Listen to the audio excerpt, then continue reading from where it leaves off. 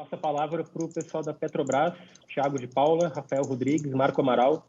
Eles vão fazer uma apresentação intitulada I2E, Integridade Inteligente e Eficiente. Podem começar. Boa tarde.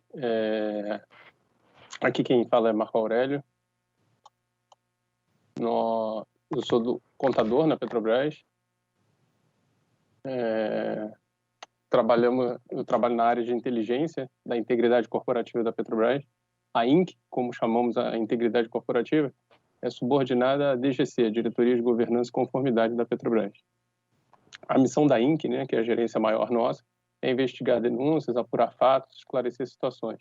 Enfim, produzir esclarecimentos sobre situações que envolvam possíveis fraudes.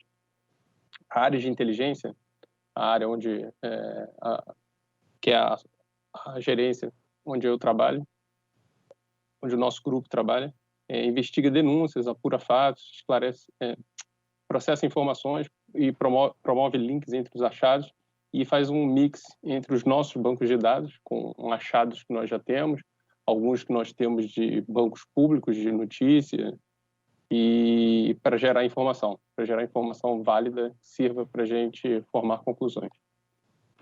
Bem, parte do trabalho dessa gerência de inteligência é gerar modelos, visando filtrar informações, melhor apurar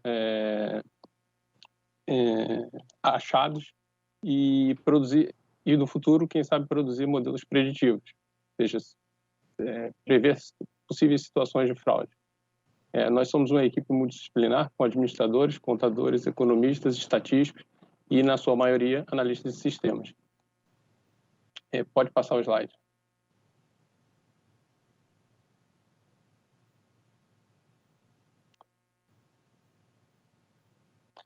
Aqui é uma foto do nosso time, né? Temos o gerente geral, Augusto, temos aqui ao final o Bruno, nosso coordenador, e hoje estamos aqui eu, Marco Amaral, analista, Rafael Rodrigues, gerente, e o Thiago Soares, analista de sistema. Temos ainda 2 analistas de sistemas que não estão aqui, mas colaboraram bastante para o projeto. Pode passar o slide.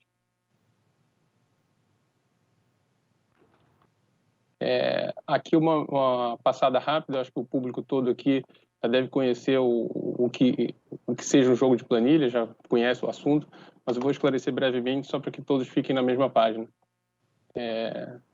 Durante uma licitação, um fornecedor pode colocar um sobrepreço, ou seja, um preço um preço acima do valor de mercado em alguns itens que prevêem pouca quantidade, né? Pouca quantidade a ser demandada. E subpreço, ou seja, um preço abaixo do valor de mercado para itens com uma quantidade bem grande. Com isso, o fornecedor acaba ganhando dos outros concorrentes por apresentar um preço menor em comparação aos outros fornecedores, um preço total, né, menor em relação aos outros fornecedores. O que ocorre, quase sempre, é que após a assinatura, uma clara mudança nesses quantitativos, consumindo-se muito acima aqueles itens com sobrepreço, ou seja, com preço acima do valor de mercado, e consumindo-se muito menos, ou então, por vezes, nem consumindo itens que têm subpreço, ou seja, preço bem abaixo do valor de mercado. Isso altera a equação econômica financeira do contrato. O nosso modelo ele não é, vamos dizer assim, 100%. Ele gera indícios que podem ser fraudes ou não. Mas, e por que isso, né? Na verdade, porque nem todo sobrepreço é fraude. Então, a gente precisa explicar algumas coisas. A gente necessita de uma investigação logo em seguida ao apontamento desse modelo. Se a gente for analisar algumas sazonalidades recentes, arroz hoje está a um preço muito maior que o de mercado. Se eu fosse rodar essa análise e comparasse, muito provavelmente o arroz, se eu fizesse isso daqui a um ano, provavelmente o arroz, nessa data, estaria com preço acima do mercado. Itens como máscara, álcool gel, enfim, a gente está no meio de uma pandemia, uma demanda muito grande, uma oferta que não acompanha a demanda, provavelmente explicaria preços fora da régua, fora do padrão. Mas o que acontece? Isso é importante também pelo seguinte: mesmo que não haja fraude, nós podemos ainda reequilibrar o contrato renegociando suas bases. Pode passar o próximo slide.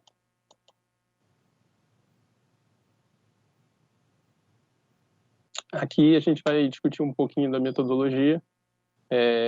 Isso aqui é mais ou menos um fluxozinho PDCA, né? A gente começa com planejamento. Nós estudamos a cartilha de Benford, do IBRAOP, estudamos algumas metodologias do TCU e da Polícia Federal, aplicadas à Lava Jato, no que tange a jogo de planilha, né? Enfim, nós não tentamos inventar a roda, utilizamos o que já existia por aí para entender o que é o jogo de planilha, o que a gente planejava fazer.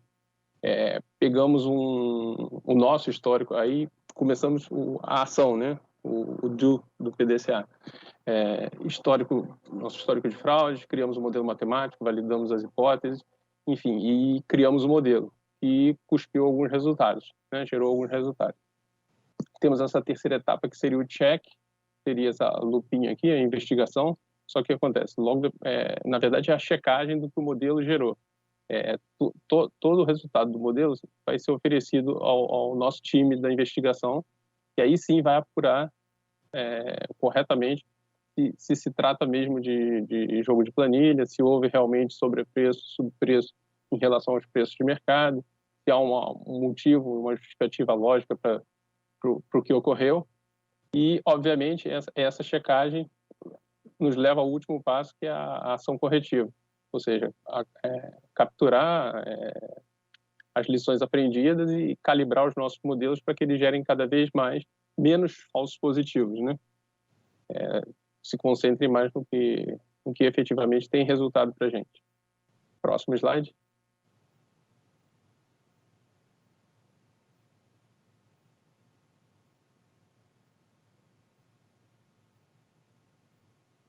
Thiago?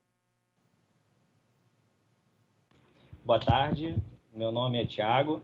Eu vou mostrar para vocês basicamente como funciona o nosso modelo. Ele está estruturado em 3 pilares, tá? O primeiro deles, ele fala de 2 bases. A primeira delas é a criação de uma base referencial interna de preços, tá? E como é que a gente construiu essa base referencial? A gente levantou o histórico de compras da Petrobras, tá? E para cada item de material dessa base, a gente calculou uma média, retirando dali preços muito altos ou preços muito baixos, tá? Para isso não distorcer o valor ali que a gente quer usar como referencial. E para fazer esse corte, a gente usou o desvio padrão.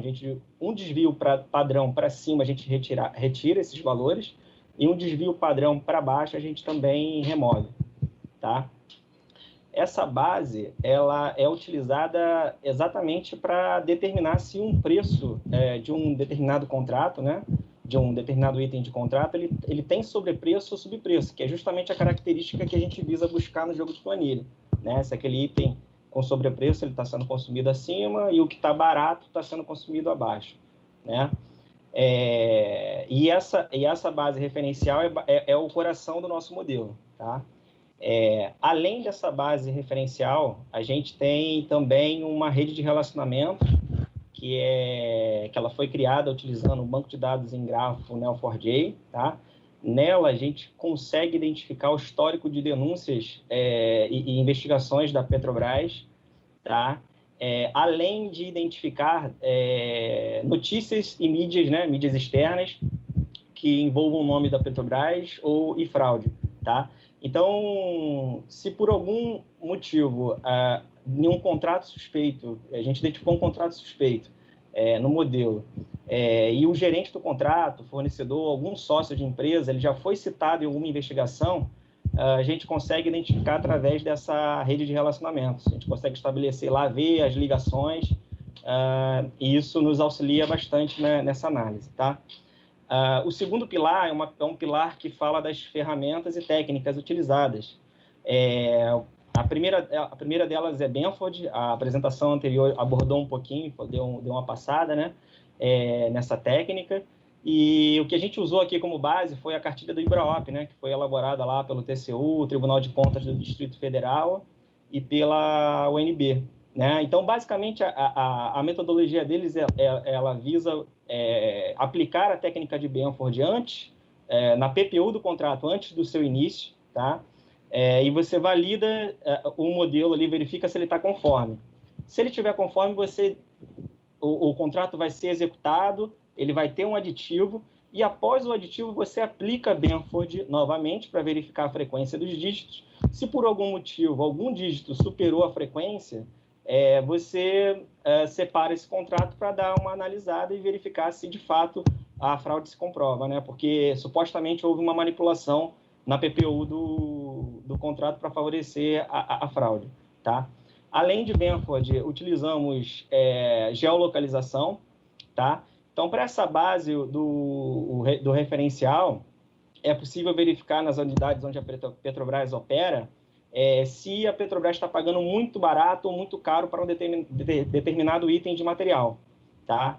É possível estabelecer um padrão de identificar ali onde a Petrobras está pagando mais caro e você focar naquela região ali e tentar entender os motivos por aqueles preços ali estarem sendo adquiridos muito elevados, né? Muito acima do referencial de mercado.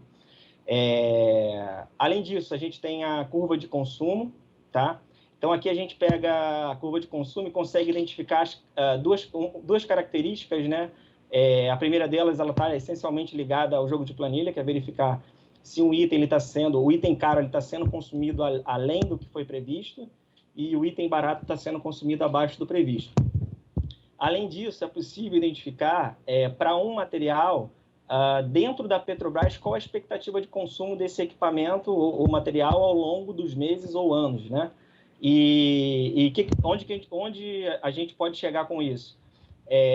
Se eu tenho uma expectativa de consumo mensal e eu pego um contrato que está com suspeita de jogo de planilha e ele teve um consumo elevado em determinado mês ou ano que superou a expectativa de consumo da Petrobras, é algo que a gente precisa investigar com calma, tá?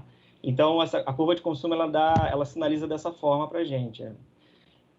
O terceiro pilar é o pilar da tecnologia, né? A gente utilizou a linguagem de programação Python com algumas bibliotecas, Pandas, NumPy, Geocoding API, e o Python, eu vou falar no slide seguinte, eu vou detalhar exatamente o modelo, ele foi implementado, as regras foram implementadas utilizando scripts em Python, o banco de dados Oracle, o Neo4j, como eu citei, a rede de relacionamento está implementada nesse banco de dados em grafo, e uma camada de visualização de dados, né, para tirar informação analítica, que é o Spotfire.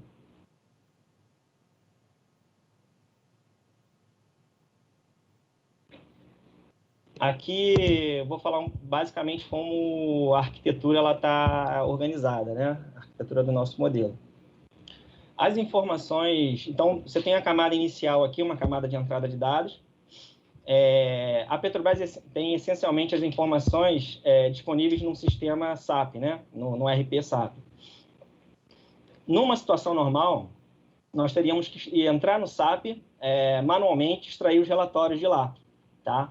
E aí a gente, para tentar automatizar esse processo de extração, a gente criou scripts, é um recurso que tem no SAP, criamos scripts utilizamos o SAP Script, né, para automatizar esse processo de extração, e você consegue utilizar lá o VBA ou utilizar o próprio Python, né? A gente usou o Python, então a gente criou uma espécie de robozinho para extrair o dado diretamente do SAP e disponibilizar essas informações por meio de arquivo CSV.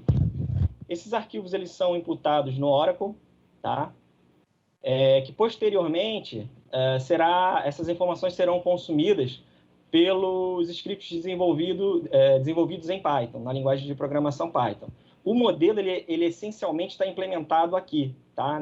Nesses scripts, que são basicamente os scripts de leitura de informação do banco, tá? De pré-processamento de informação, implementação das regras.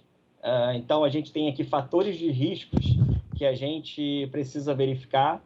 Alguns são essencialmente ligados a jogo de planilha, outros não. E, por fim, esses scripts eles geram uma relação de contratos suspeitos, tá? E esses contratos, a gente gera, na verdade, uma base que será consumida no final através de uma camada de visualização de dados pelo Spotfire. dando suporte a todo esse processo, a gente tem essa rede de relacionamento aqui que serve para a gente identificar se um determinado contrato suspeito ele tem se o fornecedor já foi citado em alguma denúncia, se ele já foi citado em alguma notícia. Então, essa base ela nos suporta nesse sentido, tá?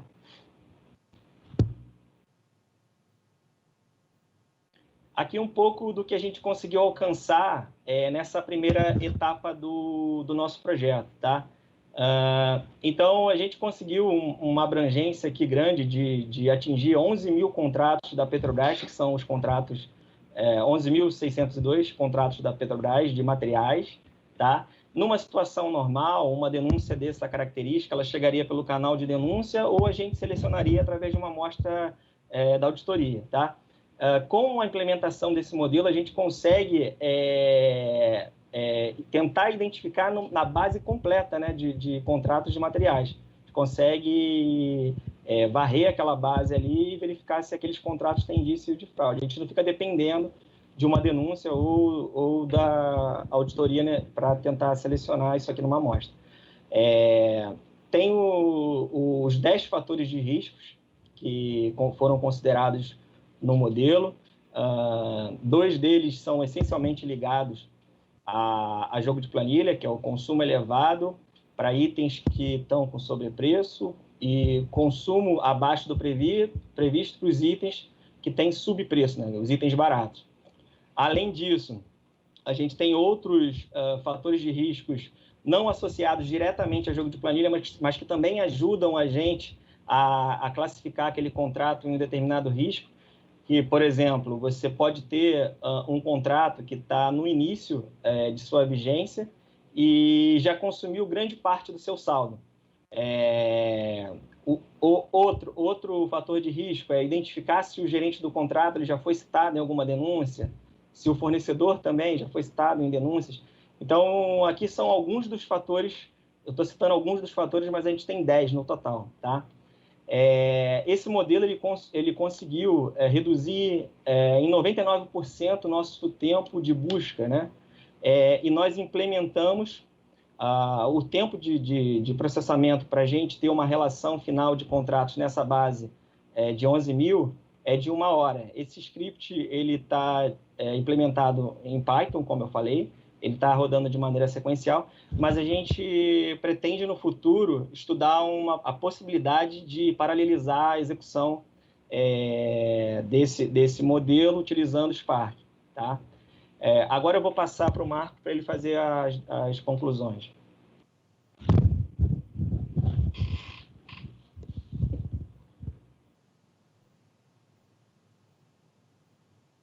Marco? Desculpa, estava no mudo. Bom, pessoal, o nosso modelo aí se propôs a melhorar, como a gente pode ver pelo slide, a velocidade, a precisão e o volume dos testes. A velocidade de investigação, basicamente, no fato de que os contratos, a gente vai colocar para investigação, né? Colocar para o nosso time testar, só aqueles que apresentam maiores chances de êxito no quesito jogo de planilha. Ou seja, o nosso modelo tenta selecionar com a maior, vamos dizer assim, com a maior chance possível de êxito, contratos que tenham jogo de planilha. A precisão, né? O nosso modelo facilita a vida do nosso pessoal de investigação, porque o modelo já vai entregar quais são baseado inclusive nos dígitos de Benford, quais são os itens que mais destoaram, ou seja, que maior sobrepreço ou subpreço tiveram dentro do contrato e que, normalmente os de sobrepreços que consumiram o maior percentual do contrato. Ou seja, possibilita que o pessoal da investigação seja um pouco mais assertivo. E quanto ao volume, o que a gente sempre fala a gente consegue processar não mais... a gente não tem mais amostra, a gente não depende mais de... Quer dizer, não depende, a gente continua efetivamente trabalhando nesse ponto. A nossa função é trabalhar denúncias que sejam recebidas. Mas a gente deixa de depender única e exclusivamente de denúncias. A gente também passa a peneirar toda a base de contratos, de materiais, no caso, e verificar se existe a possibilidade, se existe essa chance de eles terem o jogo de planilha ali no meio. Um último fato que vale a pena ser lembrado é que ele não serve somente para identificar fraudes, né? Como eu falei, podem existir contratos que estejam que apareçam com sobrepreço e que não necessariamente sejam fraudes, seja só uma situação extemporânea de mercado. Nesses casos, nós podemos corrigir, reequilibrar o contrato e renegociar suas bases. Mas talvez o mais importante seja aquele efeito do tem alguém de olho, né? Estamos olhando e talvez os fornecedores arrefeçam essa vontade de querer praticar esse tipo de fraude. Era isso que a gente tinha para apresentar hoje. Muito obrigado.